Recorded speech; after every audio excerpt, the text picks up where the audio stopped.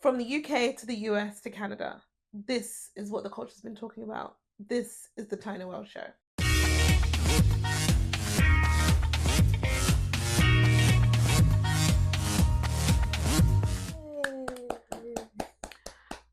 Y'all, it's been a week. It has been a week, and if you know what we're trying to do right here, you don't even know how stressful this is. But all your 5 people that watch it, you better just comment below because it's been a stressful week. A lot's going on. The racists are being racists. Of all kinds, actually. We'll be talking about potential reverse racism today. I actually don't know if I believe in that, but we'll see. And then, Jay-Z's taken over New York, so we'll get into that straight away at Hot Topics.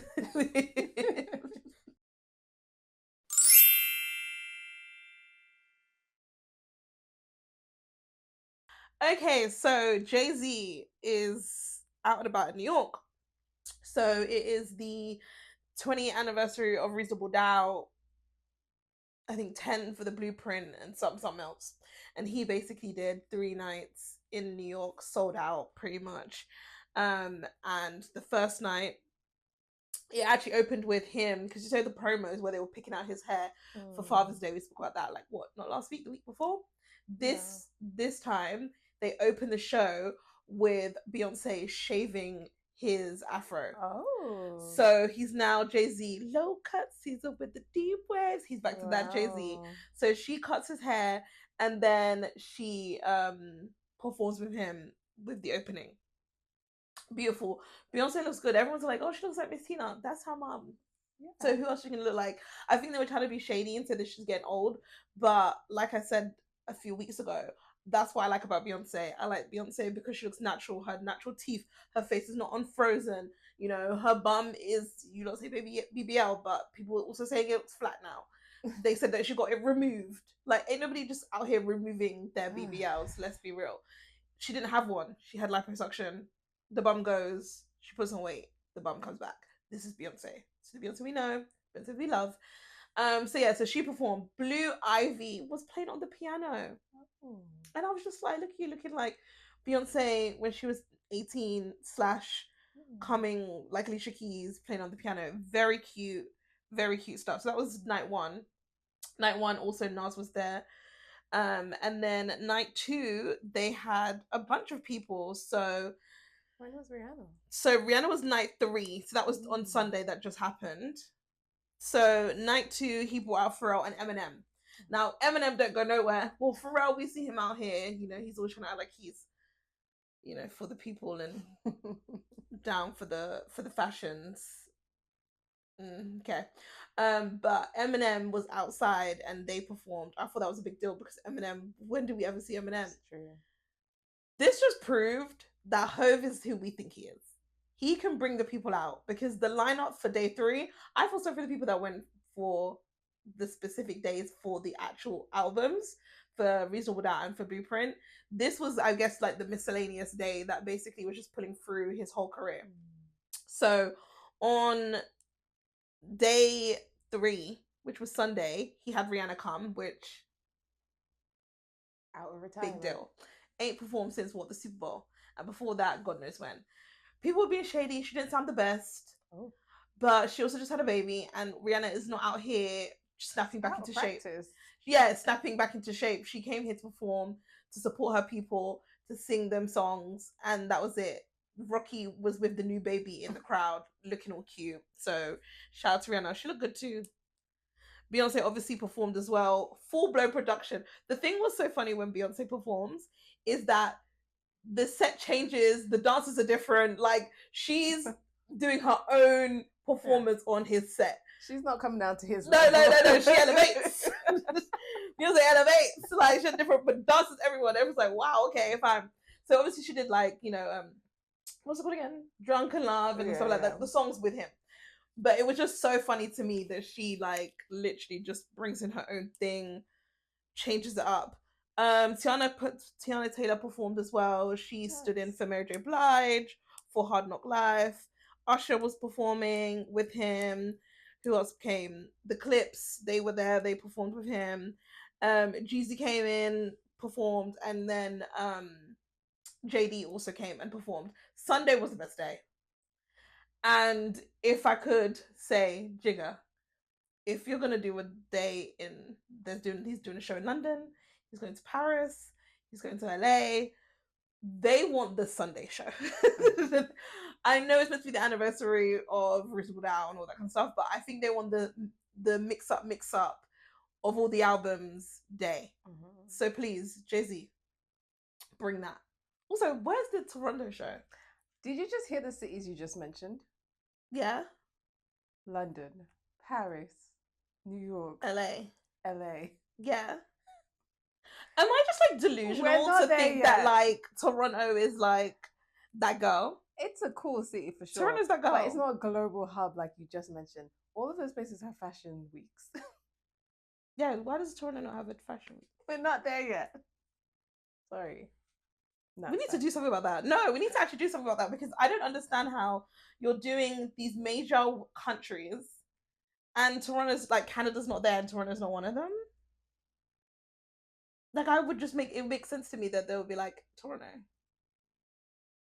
There could be 50 other US states before Toronto.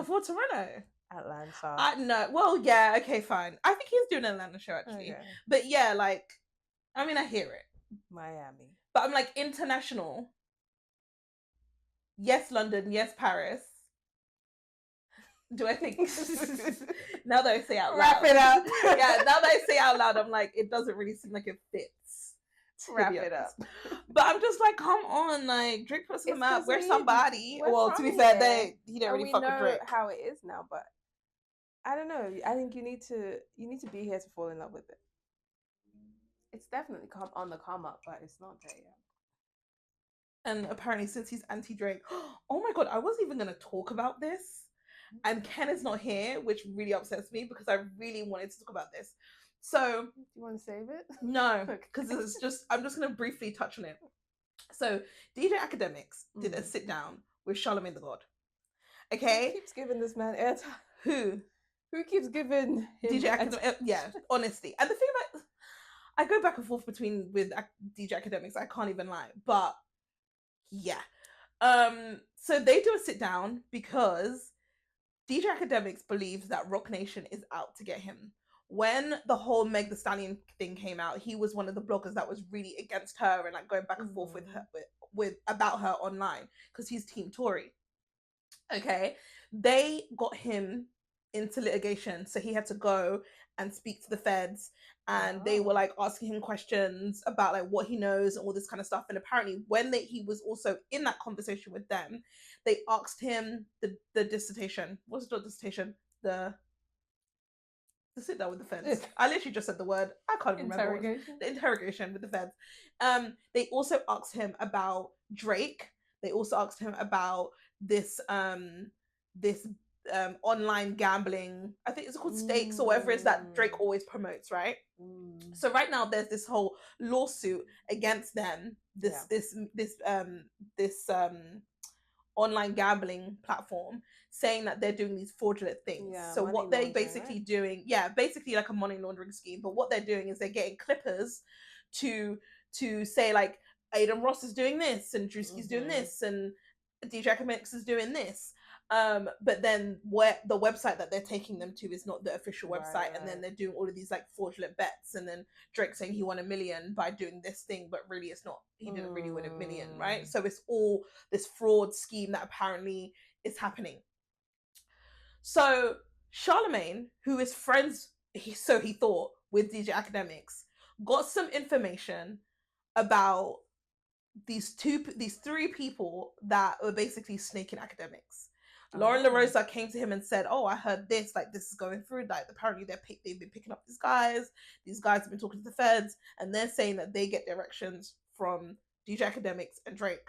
Oh. So Charlamagne calls DJ Academic privately to have this conversation and say, "This is the names of the people. This is what they said that they've gotten you. Just so you know." He said, "Who told you?" He said, "I don't know. Lauren told me.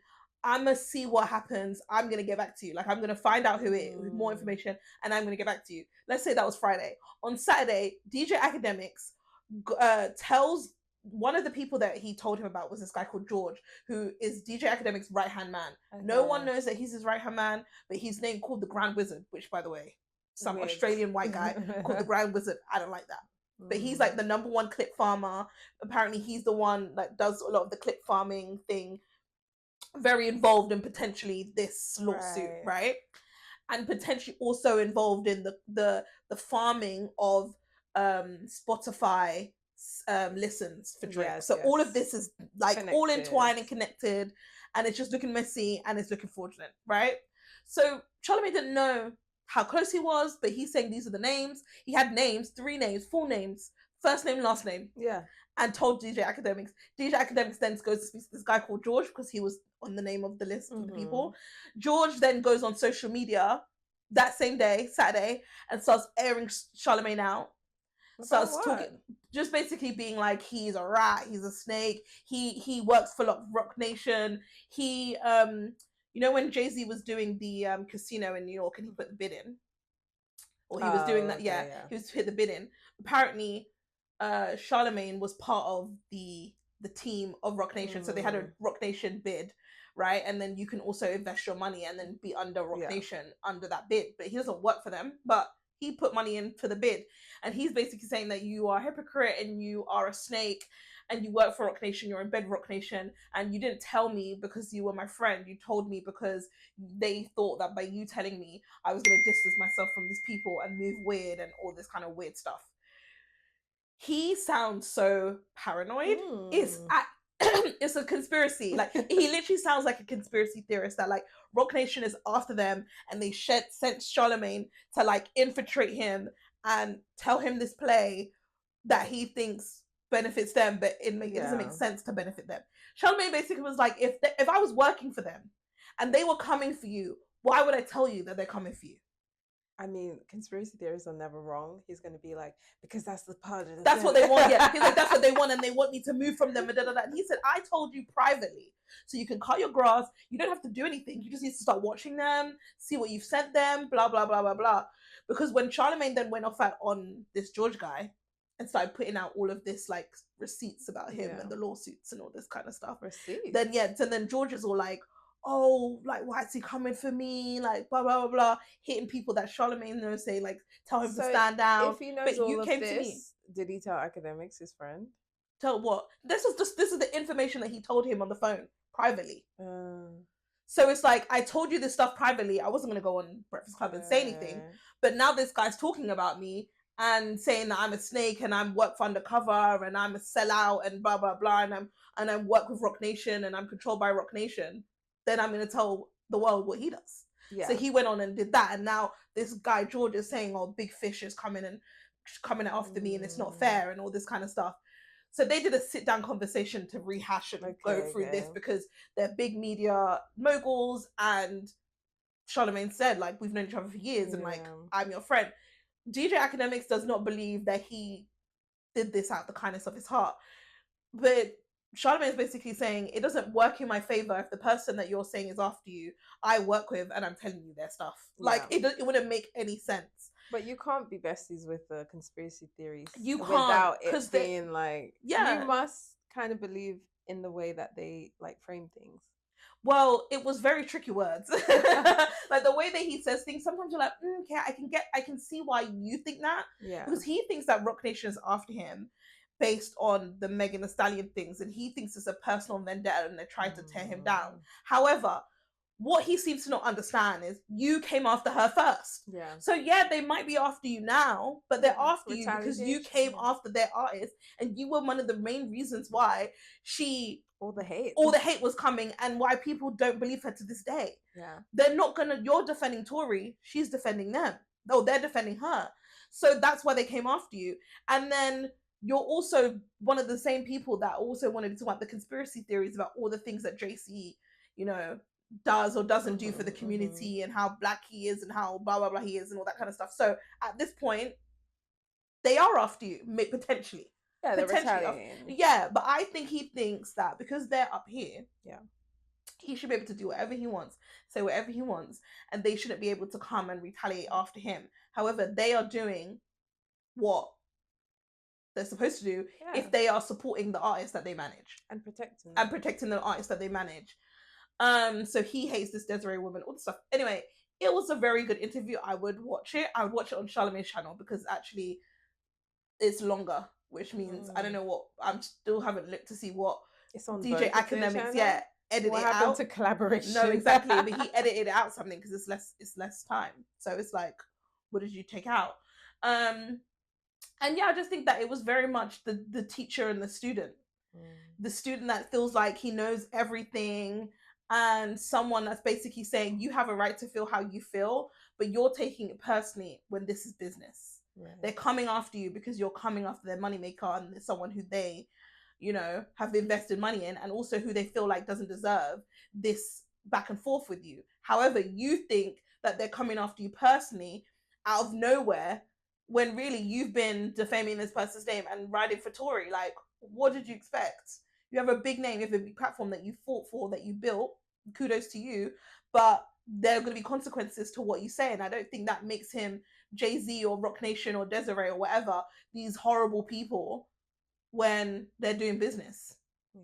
He also thinks Charlamagne's a snake because he never went on the Breakfast Club and said, oh, by the way, like, I'm saying that I think that this casino is a good idea because I'm in bed with them and I'm doing business with him. Whereas Charlamagne was basically saying, I know them, I'm cool with them, but I don't work for Rock Nation. I put that bid in with them, but I was at all of the, community events rallying for it. I was off of the Breakfast Club platform rallying for it. So for people that read, for the people that watch the news, and the people that want to know, you would know that I never hid it.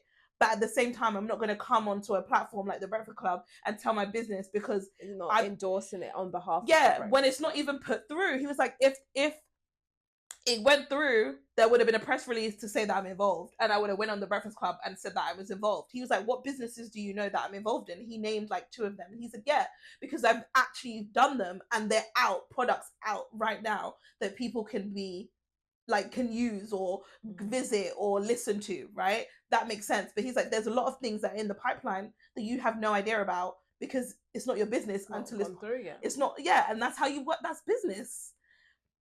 Very strange, very strange. And he was trying to make it seem as if Drake never called him and said, oh, let's invest in blah, blah, blah, you're going to say no to Drake? No. So let's not try and make it seem like Jay-Z's this puppet man that's giving opportunities and taking them away and blah, blah, blah, blah, when people are just doing business. To be honest, DJ Academic doesn't have any genuine clout. It's all drama based on situations that's happening around like how he reacts to things. Yeah. Like that's what his notoriety is about. It's not, people are not going to go to him for like genuine takes, information, or personality. It's like some sort of drama. It's so funny because Charlamagne was basically saying like, I've told you a couple times like you need to pivot, like, and you're not listening.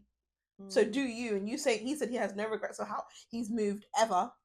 So he's like, okay, fine. If that's how you want to move, that's how you want to move. But it doesn't make sense. He was like, people are saying that man don't fuck with you. He's not your friend, Charlamagne. Yeah. They were saying that to Charlamagne. He's like, no, that's my boy. So obviously I'm going to call him. Like, I'm going to tell him, right? Yeah. But he's like, now I'm like, I don't know. Like, I'm telling you something private. You're angry at me for telling you something private and you're making it public. Now it's this big thing, but I told you privately. As a friend. To be honest, I'm surprised that even friends know each other from the industry. Sure. Yeah. But friends. So he was basically saying when people say things like that to him, he's like, you lot don't know act because we speak on the phone. I see him. He's not like how he is on social. But he was like, this is the first time that we're sitting down and we're having this conversation where he was like, you really believe this? Like, you actually believe this conspiracy theory. You really said you was going to come here with bodyguards because you don't know if Jay-Z's going to put a hit at you. You really believe this? And then he kept making this joke about him, like, speaking this like, Rock Nation pin. Like, and Is that him acting for the cameras, though? Well, that's what Charlamagne's saying. He's like, I don't know. Like, I want to have this conversation. I don't want to talk to you on the phone, because I've said things to you on the phone that you've now gone online and said completely different to how I actually meant it. And I never said that. So we're going to hash through all of these private conversations that we've had to see if so that people know what I'm actually talking about, Yeah. It was a really good interview, but DJ Academics is conspiracy theorist. It's actually insane. But yeah, so shout out to Jay-Z on and off the stage, like controlling everybody. Like there's he trying to say Jay-Z's washed up. He just sold out 3 dates, over 110,000 people in each on each day. Like Eminem is coming out of retirement. Rihanna is coming out of retirement to perform with Jay-Z. Yeah. That's not small fry. Yeah. Eminem ain't stepping out for Drake. Beyonce ain't stepping out for Drake. Well, obviously not. And Rihanna damn sure ain't. I mean, they have a song, don't they? Yeah, but she would never. He's dissing her. Where she at? He's dissing her baby daddy. Oh, I didn't know that was. Yeah, that song's about him. Just like she didn't even post. I thought it was about Kendrick. No, she don't perform your She don't post your album and. I thought it was about Kendrick, you know. No, that's the one about Rocky Boy. Anyway, so let's get on to the next thing. So Stefon Diggs. Ugh, that man again. No. So we spoke earlier in the year about these allegations with the male defendant. Yes. So Chris Blake Griffin, not Blake Griffin, the basketball player. Like Chris Griffin, like Family Guy? Yeah, literally. So he is a stylist, and he basically said that Stefon Diggs' brother and his friends jumped him, beat him up, and robbed him from his jewels because he didn't take the advances that Stefon Diggs was giving him. So he was like, I was styling him at one point and he drugged me. He gave him something that he thought was candy that he then said that he was drugged, and it made him disorientated. And then he said that when he arrived to Stefon Diggs' home, he then took out his penis, Stefon Diggs, and masturbated in front of him. And he said that he had enough in him to be like, absolutely not. Like, even though he was drugged, but he wasn't like full out. On site. No. So he said that he tried to kiss him, but he rejected him. And then Stefon Diggs put his tongue in his ear and whispered to him to come to his room. So he said that he then exited, and then his brother threatened him to never mention this incident. And then after that, the attack happened where he was then beaten up and robbed for his jewels. He's saying that he believes that the attack was to silence him, to basically say, yeah, like, look how easy we can get you. We're going to take the jewelry, not because we need it, but just to show you that, like, you know. So he also then filed the report to sue him, to come after Stefon Diggs. Then Stefon Diggs has now done a counter-suing for defamation. Part of the defamation lawsuit was that the judge asked them to show text messages. So he apparently has a bunch of text messages. He says over 100 text messages that he can give to, and DMs that he can give to the judge they submitted about their relationship and how Stefon Diggs was trying him. One of the text messages or screenshots that he has given was with Drake. Oh. And this is basically saying where he's messaged Drake saying, it's rattling to tell the world that nigga tried me on some gay shit. I didn't go. Then he tried to kill me to suppress the secret when I ain't never done crime with that nigga day in my life. That in law homes, you don't come from that. That's some gay shit that got exposed. What the fuck do I look like walking around holding that nigga's secret? Asked you if I ever ratted on him. Fruity nigga trying to kill me that I know from styling and designing only. And if I speak, that's telling. Telling is when you commit a crime together, I turn on my co-conspirators. So basically, that he's basically saying that like they're trying to call him a rat if he's gone and filed this suit against him. Drake? So I think he might know him. I actually think he. I think he knows confidant. Him. Well, maybe. Of all the people, I mean, Drake seems like a nice, reasonable guy. Anyway, so then he's like, me. I mean, I don't know. Wait, I don't know DL's. I don't know. I just felt like I'm just showing you outside perspective. I think a better way to go about this, in my opinion. Me and Universal was like, if Nike was to fund a campaign about LeBron cheating on his wife and Adidas and Reebok. Some next thing. I didn't really get this bit. Some sincere metaphor. Yeah. But my thing is like, how if you have 100 messages that like prove what you're saying, I feel like they should be more direct. Like not I spoke to someone about the situation. Yeah, no, I think the messages that he's given to the judge are those. I think this is just the one that's come online because it's got Drake. Drake. Yeah. Yeah. So yeah, so that was Drake just basically saying, I don't think you should have ratted and snaked and you should have said nothing. And he's saying that, like, no, how's it ratting or snaking when he's done that? Like, we're not doing a crime together. Yeah. This man tried to try me on some gay shit. Like, why would I not say anything? What am I talking about? Walking around holding this man's gay secret when he's trying me. Yeah, fair. Like, this is not, I'm not doing a crime with some co-conspirator. Like, this is not what that is. So how am I a rat? That's basically what the conversation between him and Drake is saying. And Drake said he would, from an outside perspective, he wouldn't have done it that way. That's the conversation. So yeah, listen, Chris, Griffin, child, honey. Shout out to you. His career is going to suffer. Who? The stylist. Yeah, exactly. And it's not fair. These weird ass niggas in that Hollywood. Another man again. In that Hollywood, like, it's not the first time we've heard it. And anyone who's a sexual deviant, these kind of allegations are not a surprise. Do I believe it? Absolutely. Because what straight black man is coming out to say that someone did something like this to them for the band and the fun of it? Oh, he's straight? Yeah, he's a straight, that's what he said, he's a straight black man. He said he's not here for it. Like, that's what I'm saying. And he was saying, I remember when it first came out, he was basically saying like, yeah, I'm light skinned and I'm pretty, I guess, but like, I'm not. I think that was part of the conversation. We were like, is he gay? Like, yeah, he's saying that he is a straight black man, honey. He is not gay. But just because he's pretty, because he's light skinned, like, and he's into fashion, you think that I'm about that life. I'm not about that life.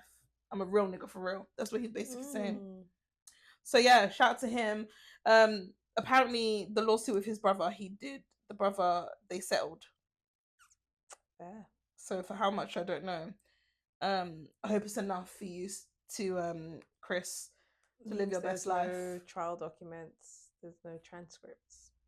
So they because if you settle, you don't go to court, right? You don't go to trial. Yeah, but that's the case with the brother, not the one I know, with but Stefon. They would have to say like what led up to that. Oh, okay. They would have to probe about all the things connected. It's funny how they settled with that, but also at the same time, Stefon Diggs is still carrying on his defamation suit. And if I was you, Stefon, I would let that go. Because when the judge is asking for those things, it's because Chris is basically saying, I have proof. So I can give you the proof of what I'm talking about. He's saying that it's a lie. Well, I'm going to show you it's not a lie. We've come to no, you have to prove it beyond a reasonable doubt. Without a reasonable doubt. Shout out to, what's her name again? Jax. Shout out to Jax. And also shout out to Jay-Z again, you know, influence.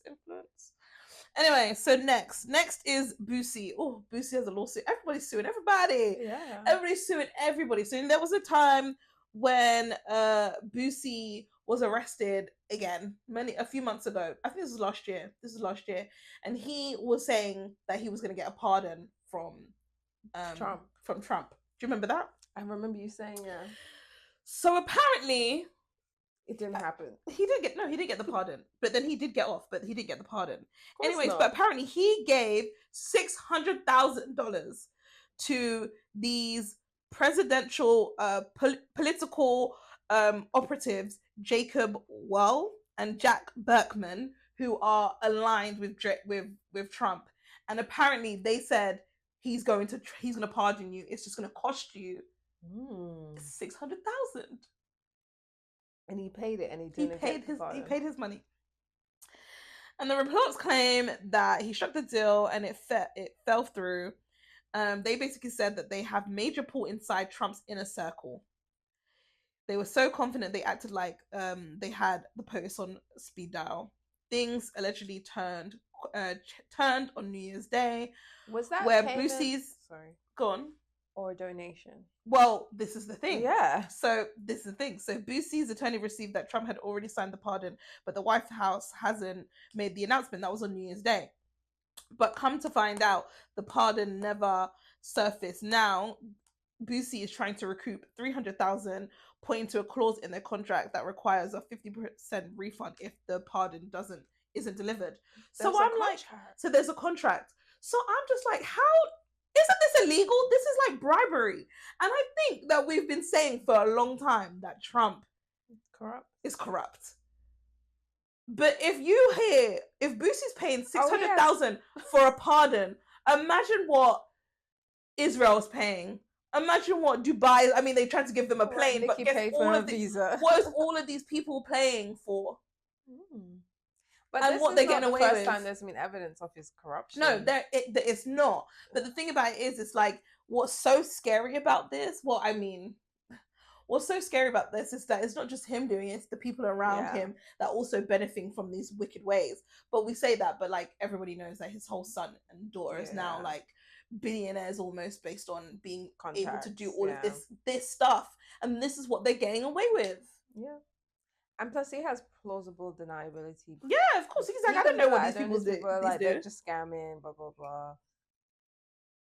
But, like, maybe they can trace that money to the campaign. But again, he could be like, I don't know. I don't know. Yeah. But they have a whole contract. That's wild. Whole contract. And there's a 50% clause, 50% refund if the pardon is not delivered. The fact that that is even a contract, the fact that there's even a clause, it doesn't seem legal. Well, if they're saying Trump signed it, but the White House didn't. Well, no, because it's not. It's between these two people. I know, but what does delivered mean?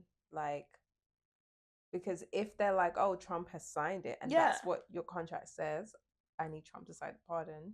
Maybe that legal terms, technicalities. We'll see. Interesting. Brucey, you're an idiot. You're an idiot. And you another one coming after Jay-Z, but you lot don't do smart business. You're dumb as hell. You're dumb as hell. He was buying his freedom with the man in charge. It's not the first time we've seen that. It's not the first time, but I don't know why you believe it was going to happen with your black ass. Anyway, let's go to something fun. Love Island is done. US, obviously. Trinity and Bryce won. I guess. Everyone knew it was going to happen because they wanted Nicolandra and they didn't get Nicolandra. So now we have a new Nicolandra. So Trinity and Bryce won. What I will say, their date was trash. No, whose date was trash? I thought it was trash until the dancing. No. You know who's going to win based on the dates. Most of the time, it's the people that have the night dates. One, do you know whose date was trash? Zach and Kada's. They went in a swamp on a speedboat. Yeah. And yeah. And Sincere's Melodies will know better. Obviously, Anaya's was the best one, and honestly, that book, I'm not gonna lie, I teared up. That book was amazing. There was literally books in the them tree. To win. Producers wanted them to win. Like that was levels above. No, I think everyone else. The people, Serena and Cordell had the last date in the last date when they won as well, and there was fire. And I always feel like whoever has fire, the Fiji dancers, and the dancers and stuff, or the blowing of the fire, they're the ones that win. And it's they that should way. have had a lesser date because they already had a date. That's why I feel like the dinner pot was only okay. That's also why I feel like Kayla and Zach and Melanie and Sincere should be vexed because Bryce and Trinity's date when they went on the boat and did the jet ski is still better than their final date. And that was just a random date. Yeah, no.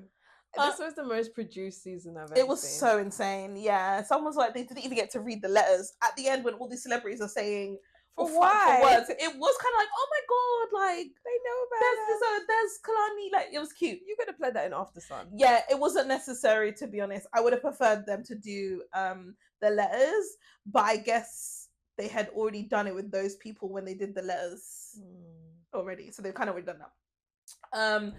What else is there to talk about? Before we even, obviously now we know who won and stuff like that, but wasn't it really great when the families came in and Sincere's daddy read him for filth? Oh, we didn't speak about that? No, I don't think we don't speak about that. We didn't speak about that.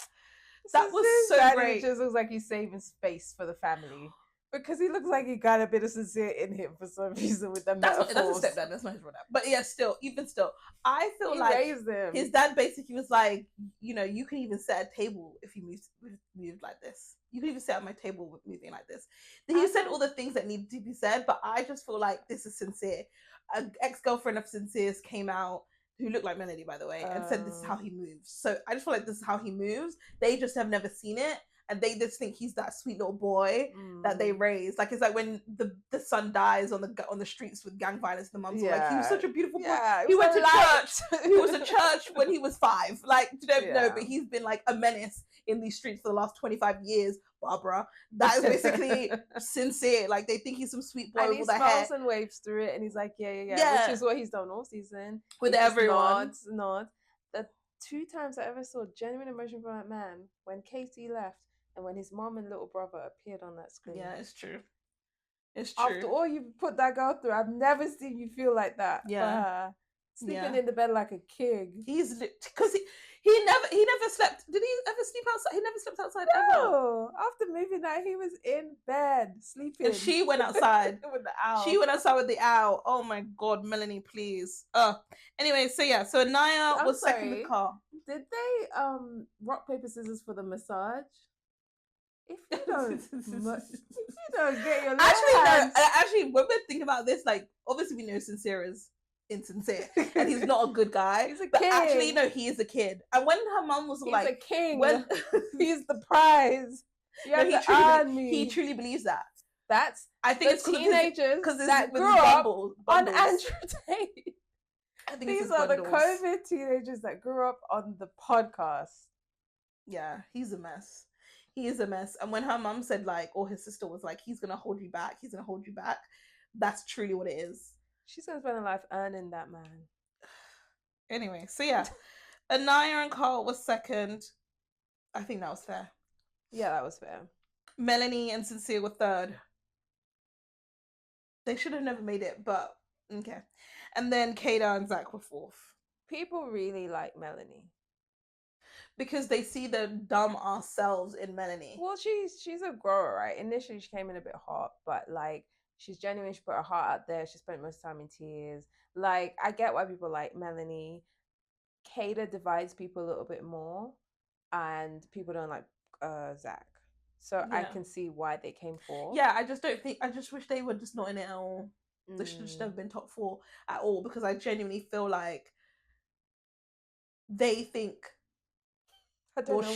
She thinks that that their connection is worth holding on to, because people kept validating her.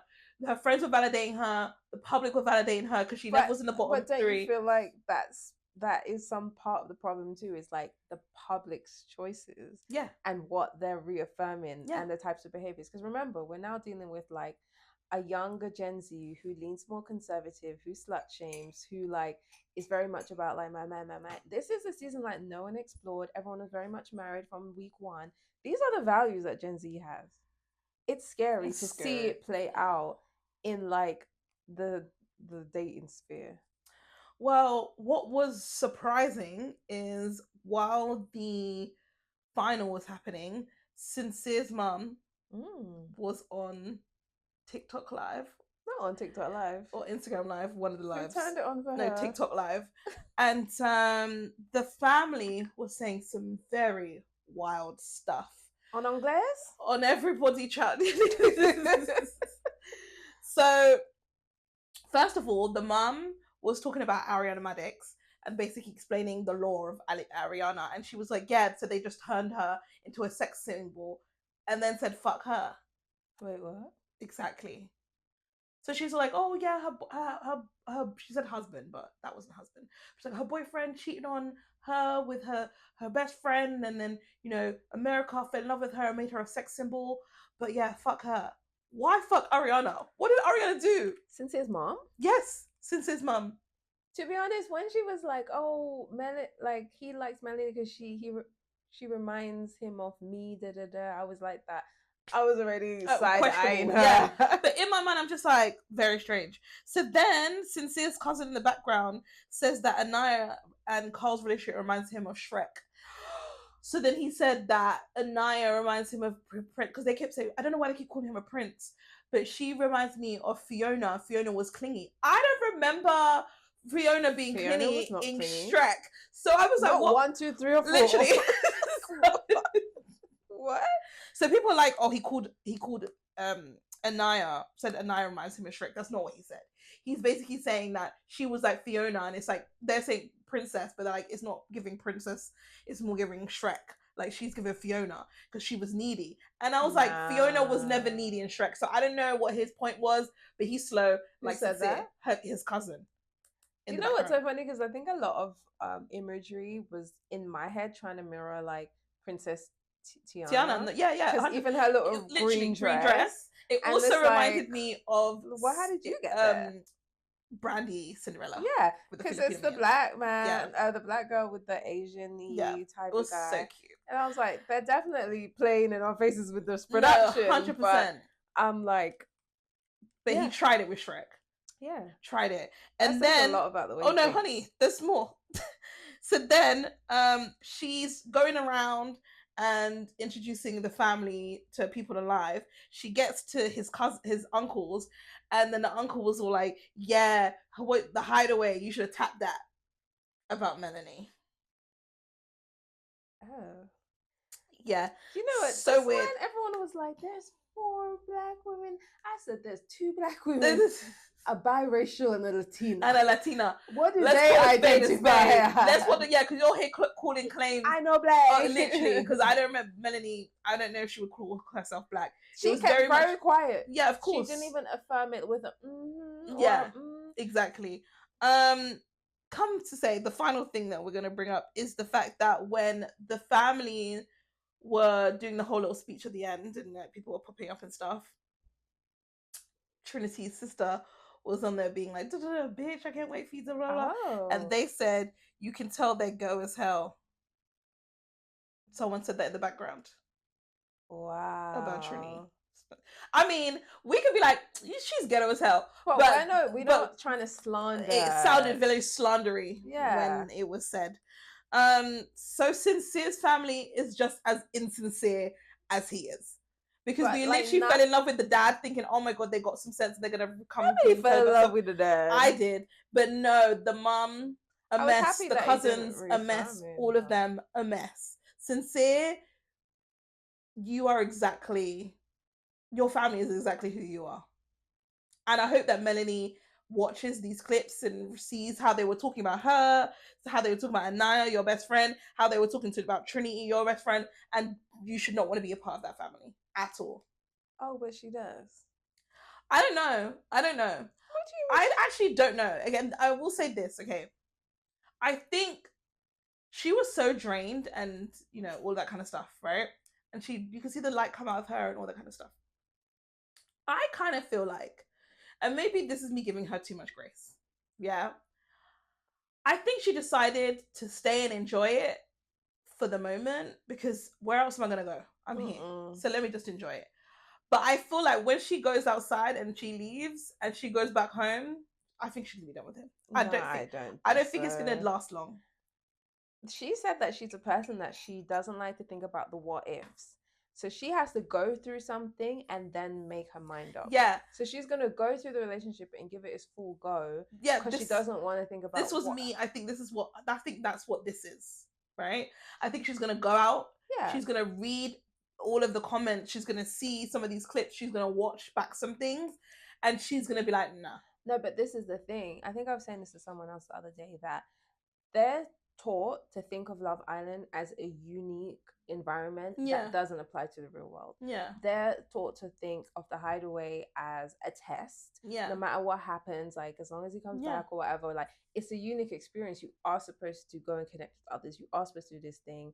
You're on a show, right? So I think the real world, apparently, I think you're not supposed to think of what you see as the person in real life. You're just supposed to think this is just Love Island. No, I know. I think, and I get that in that moment. But I think when she gets outside and she sees the ex-girlfriend who looks like her saying how he's always been this way, when she sees the clips it's all past. No, I don't think so. That's how she thought. Okay, I hear what you're saying. She's done Soul. She's done Amora. That's what I'm saying. She's put it all in the past. Yeah, but she's put it all in the premise of what you're saying, as this is Love Island and this is the Love Island experience.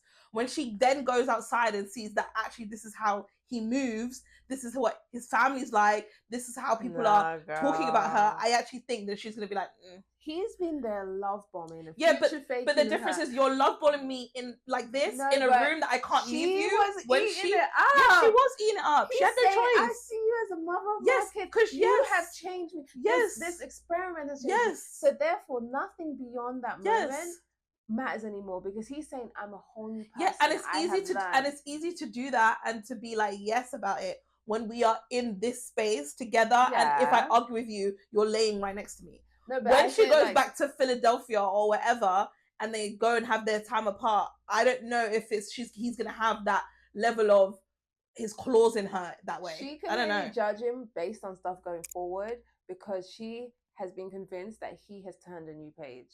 I don't think so. I think she's gonna surprise us. Okay, well that's it from Love Island. We're talking about it a lot, but yeah, very happy for Trinity. No one else deserves to win but her.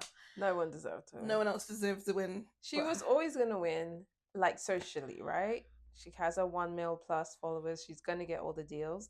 She never needed Bryce. No, she never needed Bryce. Yeah, this is saying like she needed Bryce because she needed the guy. And of all the guys, he's my favorite. Sometimes I question about whether he's genuine, but I actually think he's quite genuine. And I think, especially knowing, like, finding out more about like what he does and who he is and who he's friends with and what he's doing this, but he doesn't need this, if that makes sense. So it's like, yeah, I actually think he is. Why doesn't he need this? Like, he already has like money and fame. The bin man. Yeah, like he's like a DJ and like he's friends with all of these celebrities, like these celebrities model. And stuff like that. Yeah, and then he was doing this like, It's a part-time model, part-time DJ, full-time bin man. Yeah, but I don't know if it's like he's just saying that because when it was people putting up like, oh my god, Bryce, this is my cousin. He's like cousins with, was it Jonathan from the Kardashian? Like these are his I don't know if that's real. Okay. Do you know what I mean? Like it's a story. Yeah, I think that's a story. I don't know if that's he's been really painting true. the story the whole time, boy. Every time he gets a moment, he reiterates. Because can you imagine us? Yeah, I don't know, but compared to the rest of them, I'll take Bryce Joe. Anyway, so we're gonna move on to the UK. Okay.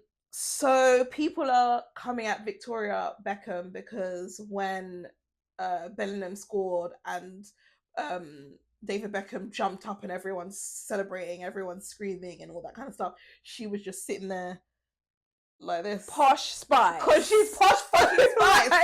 And I don't think David Beckham's going to be like, Spice of your world! And like jump up and down when she's doing shit. When she was fucking performing at the Olympic openings in 2012. I don't remember him jumping up and down for her. Literally, she literally said there was someone put up a clip where they were like, I don't really care about football, I don't really like football, but like I go and I support my man. Like, she's never been that babe. She is not that babe. So don't be coming in. Are new to Victoria. Literally. Because who are you complaining about? So yeah, so people are just honestly need to get a life these days. He's excited. It's not like he's on the pitch. He's himself is not on the pitch. And he never scored a goal. So most what do you want? girlfriends don't act like that. Your man's at home watching football. He's like, yeah, in the house, and you're just like, okay, this is real life. This is how it looks at home. These people don't watch football and they don't know Victoria. Pissed me off. Anyway, carry on into football. Mbappé from France. Do you see all that racist shit that he's been going through? So these Paraguayan, what would you call them? Paraguayan. Yeah, they're people from there. Yeah. Yeah. They have this festival where they burn like. Of course they do. Like, what?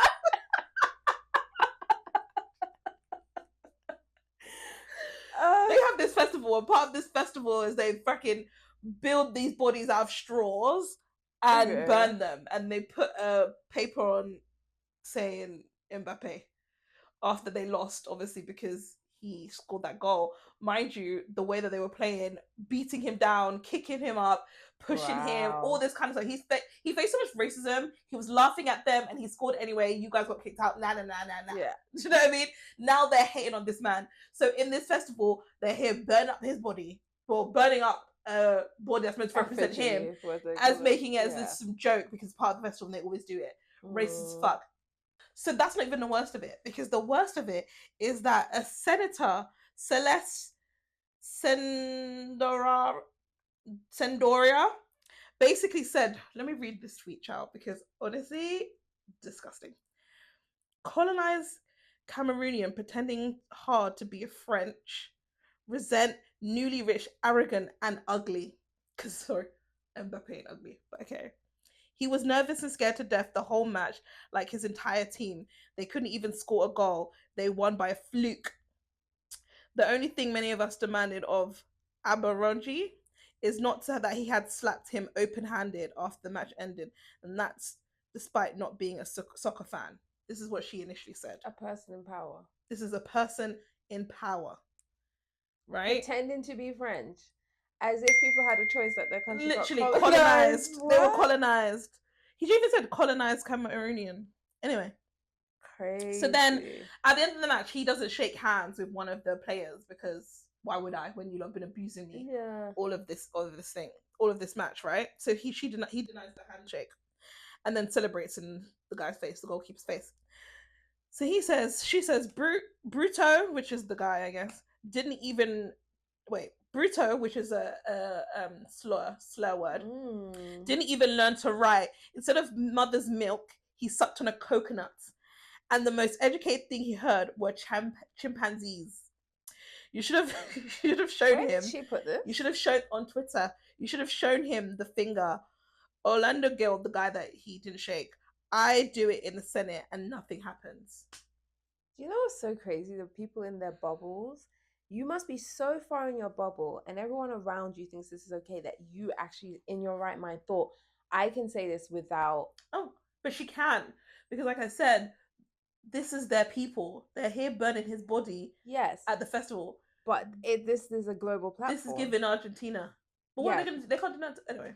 Well, apparently FIFA said that they might be suing. Oh, please. But we'll see how that goes. Promote that woman. Anyway, so then he replied and said, "You are a despicable woman, unworthy of your position. You don't represent Paraguay. That country should have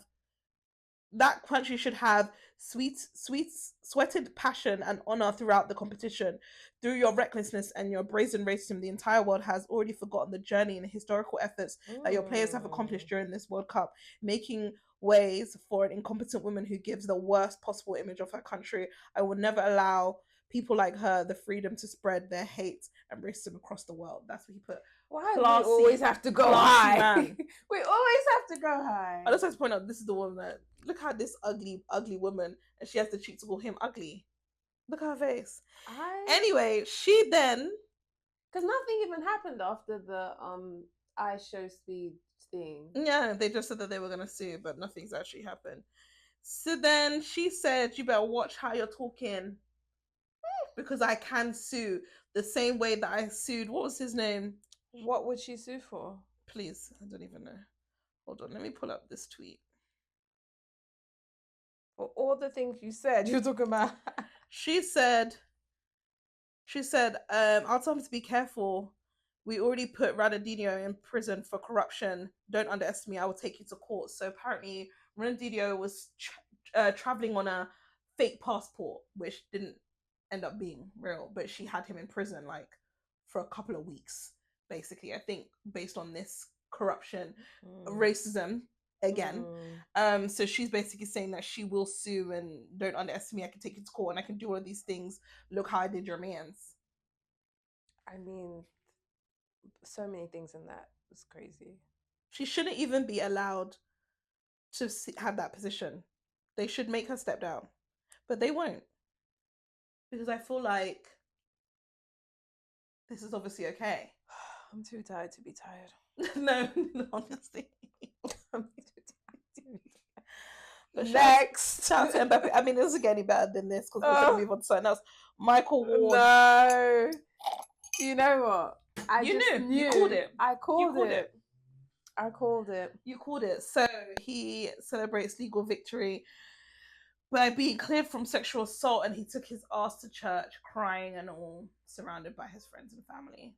Do you know what's so crazy is, after we spoke about it and I was like, oh, I want to go and read the court things, I want to find out more. I could not find out a damn thing more. Went back to the guy, the video that I sent you, it was taken down, deleted. Yeah. Apparently, he was in contempt of court because he did the videos outside of the courthouse. I'm just like, who doesn't do that? Yeah, I literally feel like don't like ITV and all of them. Don't they do stuff like live from outside the court? Like all sorts. So I was like, what's going on here? Because I like to read transcripts because that's where you actually get for the facts. details. Yeah. And all I can even, because right now, like, you can't find out anything about her, and I don't think they're going to share anything because of her identity. So I was just like, I actually feel like I'm very unclear of this case. All I know is they found him not guilty. They're saying there's not enough evidence to prove her claims. And at the same time, they've caught her in multiple lies. And there's people like Bouncer that they're like, I've got the court documents. Like, how do you have the court documents? What does this mean? Like, there's a select few people that can just get them court documents, and they're like, oh. And also, and if you've got some of them, do you have all of them? How do you know you have all of them? Yeah. Or is somebody giving them so you can say positive things? And he's like, I'm in Dubai, so really I could drop her name. I know I'm not coming to UK anytime soon, so I'm not gonna face like the backlash of dropping her name. And obviously that sets a very dangerous precedence, because no matter what's happening in this case, we can't just be going forward and dropping people's names if a case comes back as not guilty, because that doesn't always mean. Well, this is the thing. Well, that's how I feel. I feel exactly the same thing. But then the same way, sorry. But then people in the comments being like, but that's not fair. And she lied on him. Like, they're basically saying that if he's has been given a not guilty verdict, right? We should then believe that he is innocent and he has been proven innocent. So therefore, it's not fair that he has had his name dragged through the mud and all this kind of stuff because she lied. And they're saying that his career and his name has been put through the mud. Yeah. So hers should, because she lied. And if this is not true, it's dangerous. Because it's dangerous because just because someone is I will say guilty, in this case, then, you know, again, I don't know what's true and what's not, but they're like, the blood that was on her clothes and stuff, apparently that was ketchup. Now, I don't know if they tested it and they found that there's no blood in it, or if this was just alleged and they didn't test the actual substance. So these are the things that I don't want to take and run with and say like, oh, she lied about the blood and it was ketchup and she staged it, unless I see a case document that says like, we tested this and it actually wasn't blood. Do you know what I mean? So it's like, I don't want to speculate, but I do we say that the system's corrupt. So is he guilty or is he innocent? No, when do we accept? No, but what is the corruption? Is the corruption that she was able to do this, or is the corruption that he was let off? You know, people still say Michael Jackson is a paedophile. Here we are saying that Michael Jackson is innocent. Now that they keep the accused identity innocent until a court returns a verdict. Yeah. So someone saying like, why should he like go through the process of having his name tarnished and his reputation if the person comes out in the end to be not guilty? And again, I think that's also dangerous. Like, I think that's the fairest argument I've heard so far.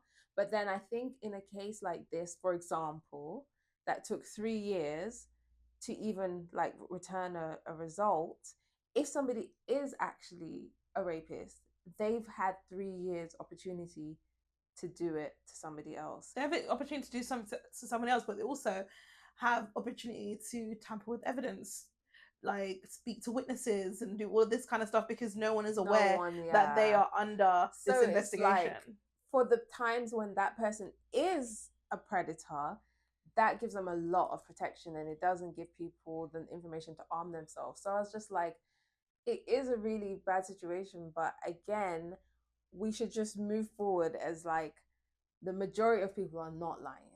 The majority of cases do not get here. And so, yes, this is unfortunate. If she is a liar... I don't think she's lying. You don't think so? Well, they've caught her in the lies. No, I think she lied. Yeah. I don't think she's lying about... They've caught her in multiple lies. And again, this is why I want to read the actual things, because there was lots of little lies, and it did give the jury the presumption that she reasonable doubt. She staged this. Like, she wasn't happy about how it went after, how it went during, and she just like regretted it. Anyway, how sad, child. Will he really truly recover? Who knows? And that's sad if it's true that he didn't do anything. Yeah. Like, it is sad. And the thing about it is, just like, in my mind, I can't imagine that someone would lie about this when I have people that I know that have happened. This happened to them in real life. But we know who would lie about that. But then I was gonna say, at the same time, I need to realize that as a woman, that doesn't mean that all women move the way that me and my friends move. And more I am realizing that there are some wicked women. Look at the woman there talking about Mbappé. Yeah, there's some wicked women. And remember the one in the UK, the health fitness influencer. And then and he had to record her. That guy was on a date with her, and she was all boasting about how she lied. That guy didn't take it as his personal mission to go and find to catch that woman a lie. Apparently, she had done this to someone else before. This was not her first victim. I don't even remember her name. We should all know her name, basically. I don't even know. It's true. It says that there are some wicked women out there. So she's restarted her career. Can't stand up 10 toes and be like, yeah, he's like he did it. Midday interviewed her. Like, she's fine. I don't remember her name, and I should. Anyway, let's go to something lighter. Ali G is back. For what? We have Drewski. We don't need you. Well, this is why I think he's back. So Ali G is back. He has a new album. He has a new movie out. Apparently, it's a movie coming out. Albums. He could, but he was at the O2. He was at Wembley for the Wimbledon. For the tennis, and he was doing this little skit where he was pretending he was selling weed. Was it funny? Not really. To me, it wasn't dated. But at the same time, I think that the reason why they're bringing this back and why they think that we should allow it is because of Drewski. So Drewski's doing a show or him? He's gonna bring a movie back. He's doing a movie. Apparently, it's an upcoming movie, and he's gonna be doing this again. All his wagwans, all his IGs, and all this mandem and da da da da. He's gonna be doing all. Dated. Yeah, but the thing about it is, Drewski is there doing his white-faced countryman, and then all that kind of stuff. They're literally gonna be. There's nuance to it. No, there's definitely nuance to it, but they already said, what's his name? Jake Paul was like, why is this acceptable? This is not acceptable. If I did blackface, then it would be this whole uproar, blah, blah, blah, blah, blah. Silly. It's not the same thing. No. We know it's not the same thing. But I think the reason why this is being greenlit and why he's being allowed to have this new movie come out is because people like Juicy exist, and now they feel like that we don't have a leg to stand on when we complain about the way in which people stereotype and portray us. Just shows that how off they are. Like, if that's the interpretation, that just shows how disconnected you are from the culture if you see that as one-to-one. And it's going to be a massive flop. It's going to be a massive flop. Because there was people in there laughing in the comments. I was very confused. Black people? Yeah. Wasn't it Shea Borough? I hope it's just nostalgia, because it was just blatant, like, caricatures. It wasn't even funny half the time. Drewski's is like social commentary that's very nuanced, and it's also a skit, not full blown movie. Yeah, and it's many characters, and it's the popularity's there for a reason. Like, they need to look into that. Why is this striking a chord with people? That part. Anywho, Afro Nation was last week or the week before, and a woman describes her experience of hate being a white lady at Afro Nation. Let's take a listen. Oh. There's been so much hate, like online and in person, against white girls coming to Afro Nation. I just want to say, like, as women, we're already struggling. We're mothers, we're sisters, we're friends. Why are you hating on each other? Like, really, why? Why are you hating on each other? Like, as women, we should be together. We should be strong. So please stop hating on each other. I don't hate no one. As women, we should be collective. I've never ever experienced it. It's rude. So it's unnecessary. It's unnecessary. Like people can't even make eye contact with me. It's unnecessary. We're all here to have a good vibe, regardless if I'm wearing braids, space buns, whatever I'm doing. We're all here to have a good vibe. So that girl slurred her words. So she's drunk. She's having a good time. She's drunk. So there's been a few videos I've seen popped up around this, right? I know she's not the first white woman at Afro Nation. So no, she's not the first woman, but there's been an influx of a lot more white women at Afro Nation this year compared to any other year, and they are wearing braids and all that kind of stuff, right? So there's been a few videos I've seen of black women do where they're just like, I see my people, but I hear my people, I see my people, with a crowd where there's like a bunch of like white women with braids in front of them, and that you're panning it, and it's just like, what is this, right? Especially for the fact that like Afro Nation is normally a black space, black music, motherland black, like not hip hop and R&B, but motherland black. So I think people just assume you're not to really see anyone, and then if you are, they're not gonna be wearing braids. Okay, so then that's the one. Can't have anything. Then there was another. Then there was another video where this white woman was putting. This white woman was putting stickers on black men that said like "sexy animal" or something like that. Which I saw it's just other dapping up tens. Yeah, it's like dapping up tens, and I saw another black woman also putting stickers on black men too. But everyone was like, "Why should put sexy animal?" I think that was a reach. Too much. That one was a reach. Like the other one as well. I'm just like, let people enjoy. But like, I can, as someone who goes to Barbados, sold those there. As someone who's literally, she wasn't the only one, but because she's a white woman, they're doing too much. I was like, that's a reach.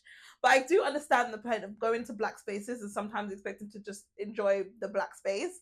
And then you're seeing more and more how things look and appear different. It's like when I went to Barbados this year and I was like on the beach and I literally felt like the only black person on the whole beach of Barbados, and I was very confused. In your homeland. That why is it like that? It's not that I have issue with black people, white people being in Barbados, enjoying Barbados and enjoying the music and stuff. It just feels very different and it's infiltrated. Yeah, it just feels very different and strange when you're used to being one way and then going there and seeing it's completely different. I think in a drastic way. Yeah. Especially again, I think people don't seem to understand this. I think even black men don't seem to understand this. When there are things that we do that we are criticized on, we are called ghetto for having, we are seen as unprofessional for having, and then these people come in doing the same things that we're doing for a moment, for a vacation, go home, take them out, no longer associated with it, but yet then it's still seen as negative when we do it. It does feel almost annoying and cosplay, right? I don't think it's fair that, we're creating videos hating, or apparently she said that people are rude, that people are bumping into her, not making eye contact, all that kind of stuff. I don't think that's fair. I don't think you should make any... that was the reality or her perception. It's a festival that's probably crammed AF. No, I think it's reality. I think it's real. That people I think it's real. Like hating on her to her face. No, I think that people were looking at her like, why are you here? Looking at her, cutting her eye, probably looking like... bumping her. Yeah, probably. Maybe not but like, I'm not gonna move for this white girl, so she better move for me, and she's just probably walking, and then you're like, I'm not gonna move, and then you bang arms. Like I do believe that there's validity to what she's saying. I don't think she's gonna come online and just say it for the sake of doing it. I do believe that there were black women in that Afro Nation looking at her like, why are you here? Yeah. And every time you're there talking to black men, probably looking around like, So like the thing about it is, I'm sure looking 100%. I know what she's saying is true. However, she needs to get the nuance, but she's not, because she's not going to understand why she felt that way. Is it fair? Absolutely not. But there's many spaces where we've been in that we felt the exact same. So, babe, welcome. But we don't get. Well, I mean, we wouldn't even get let in. Okay. Like the thing is, like, we might go on the internet and scream about it, no one's gonna care. But it's just like you're centering yourself at a black event. It just doesn't really help your case. It doesn't help your case. It doesn't. And the whole we are women. When feminism works for you guys, we are women. Doesn't work for us. But yeah, so I do believe what she's saying to be true. I don't think it's fair. I think let people enjoy the music. Let people just go out and do whatever they want. However, I can completely understand. We can't gatekeep nothing, and we can't have nothing sacred. we can't have a space to come and just be without all of that. We have to share everything we have. And I think because we're so used to creating culture, sharing culture, having to make space for other people to enjoy our culture without any benefits coming back to us, I think people are ultimately tired. Exhausted. Yeah, I think no, 100%. I think we've never had anything that we owned. Yeah. We weren't or even fairly compensated. Exactly. So or like given credit for. Yeah. So there's all the festivals that happen. There's hardly any of our acts and stuff like that, and they have been adding us into those lineups and stuff, but we never was fully represented there. So what we've done, which we always do, is we create our own table. Yeah. And it got popular there, and it gets popular, and now people want to enjoy it and they want to be involved. Like I said, I think that with the space buns, I think it's normal. I think people should be able to enjoy. If you care truly about the music and you want to have a good time, go forth, let have. Some of the videos I have seen was that there was this like fetishization where that they were overhearing some of these white ladies talking about black men and be like, oh, he looks like he's a big one, and like just basically talking very sexually about some of these men. We all knew that this is what they do. So that's been some of the conversation also online. It's just been back and forth. So yeah, can I validate and say that how she feels is probably what she got? Absolutely.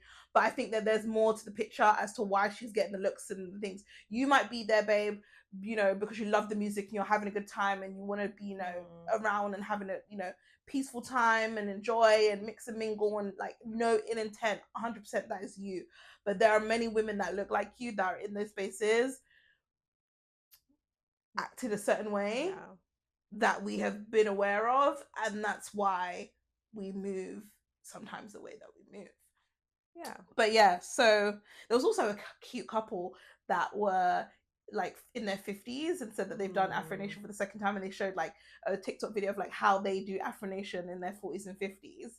And it was very much how I would be doing in my 30s. Okay, I'm not going to all the pre. I want to go and have my breakfast in the hotel. I'm gonna go and do this. I'm gonna have a restful day by the pool. Then I'm gonna go to the parties in the evening and all that kind of stuff. So yeah, shout out to them as well. So yeah, maybe I will hit up an Afro Nation one day.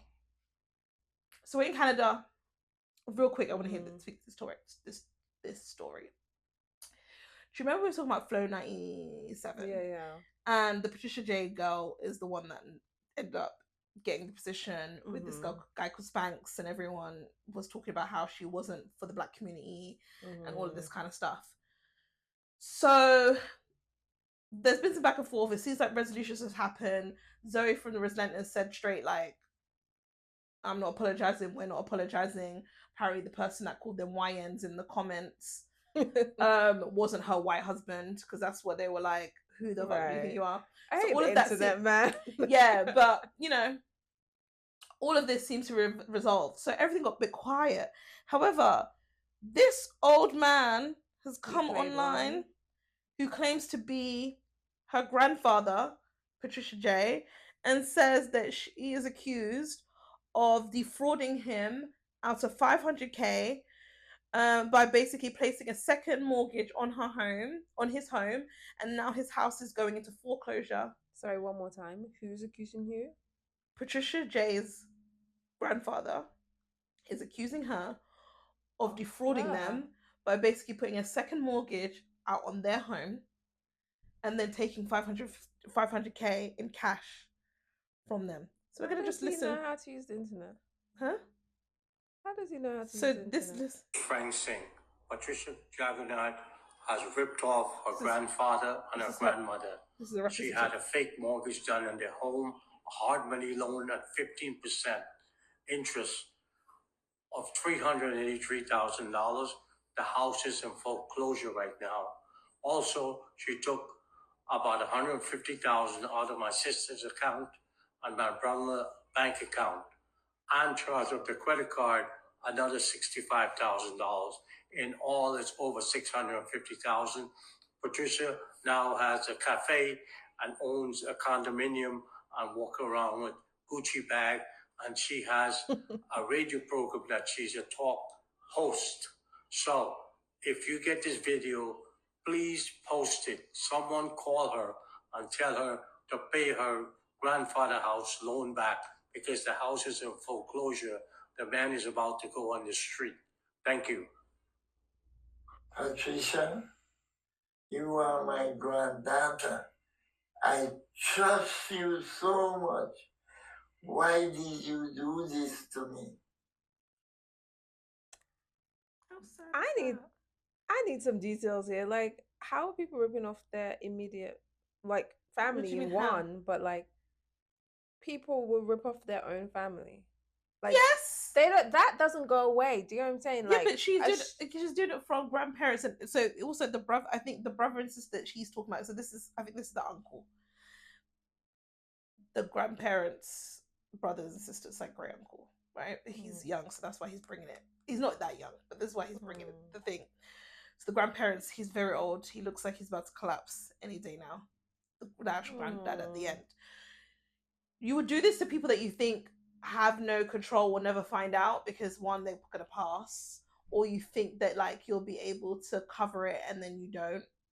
Do you know what I mean? So like we don't know what kind of financial issues and stuff that she's in. So she's taking all of this money out, putting a second mortgage on, all that kind of stuff, thinking that maybe she wasn't going to default on the loan. Who knows? But people do this often, and they definitely do it to elders. Elder financial abuse happens that, often. Like, I find that tends to be somebody closely connected to that person, but not necessarily family. Oh, it happens to people's family all the time. And I know that sometimes like a malicious like person in the family will like, you know, I'd get that money's involved, but like someone who's in the public sphere like this, it's crazy. I mean, maybe I'm naive. I mean, I think it's a thing very similar to like a Wendy from Real Housewives. People want to keep up with the Joneses. She also took a step back from hosting and all that kind of stuff, and then she's now come back doing this gig at Flow. We don't know what she's been doing for the last 5-6 years since she took a step back. We don't know what her money's like. She has a cafe, she has a condominium, she's married to this guy. We don't know what their money's saying. The housing market when she bought it might have been she bought it for 2 million, now it's worth 600,000. Who knows? But she took the mortgage out against her grandfather's home, and now she's defaulted on this loan. It's not being paid, and now they're about to be kicked out of the house. She's also allegedly put out loans on them and their names, and also taken money from the grandfather and the grandmother in their names. She's taken money from their savings, then she's taken loans out in their name, and she's taken a second mortgage out on their home. And she's had access to all of their bank accounts. Crazy. I just also want to point out that they were saying that she wasn't black, but now looking at her family, I see why. They're very Guyanese, Indian Guyanese. I see. So maybe they weren't wrong. She black, she Caribbean, but she ain't black. You know what I mean? So I hear it. So yeah, wicked work, like wicked work. Doing this to elders doesn't sit right with my spirit. It does not. Anyway, I would love to see what she's got to say about I can't wait to see what we're not going in just yet because you know people do like to come in and say what they're saying. So I will be following this. Because, you know, she's been under attack for a while. Don't even know this lady. What I know about her is people don't like her.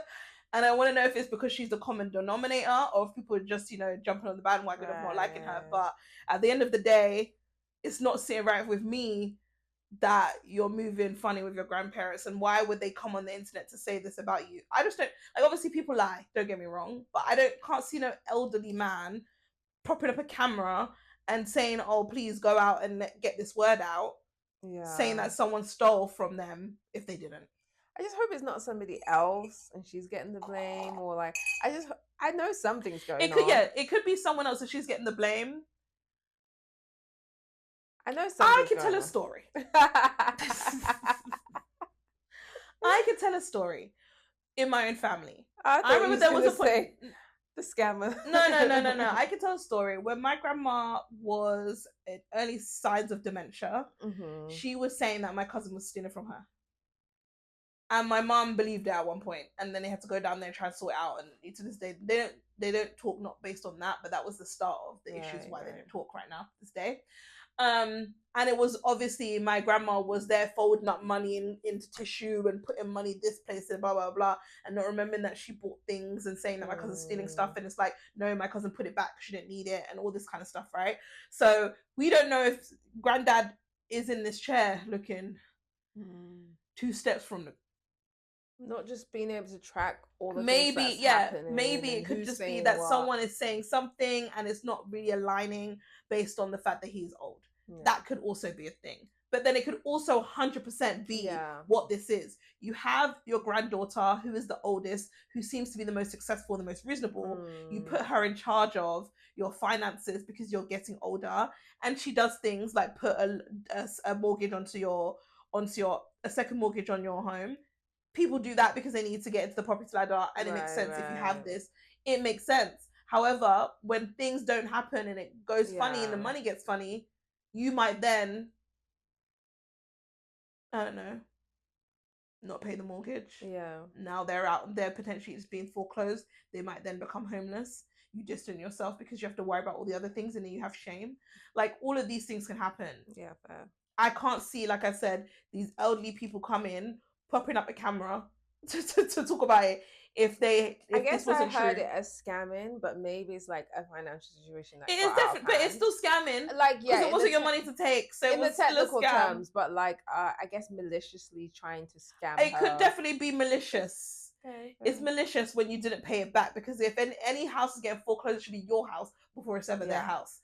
So the fact that you can pay your mortgage, you're not paying their mortgage. That's not cool. Yeah, of course. Going into accounts and taking money, totaling up to 600k, putting a loan out with a 15% increase interest rate under their name and taking all that money, that's malicious. Yeah, of course. I could maybe question the second mortgage, using that as leverage for your place, blah, blah, blah, fine. But the rest of it, nasty work, Patricia. Nasty work. And until you do right by your grandparents, no rights will come to you, no good will come to you, and everything you touch will go to the abyss. Okay? People didn't like you anyway. People said that their spirit couldn't take her. People said my spirit can't take her. This is why. Because you're doing shady shit to your own family. Crazy. And I will take that back if we find out that's not the case. Because I don't want to do you, girl. I was defending you last time. I don't want to do you, girl. But hearing this, it's not nice. It's not nice, not at all. Anyway, we were going to talk about Nolan Wells, but I can't do it. Not today. It's been a long day. It's been a long week. It's been stressful times, and I don't want to be sad. I don't. It's not even that much to talk about, really. So next week there'll be more, hopefully, that comes out, and then we can talk about it in a bit more depth, and we'll cut down some of the topics for the rest from Hot Topics. But yes, thank you guys for listening. Please subscribe, please share, and I will see you next week. Bye.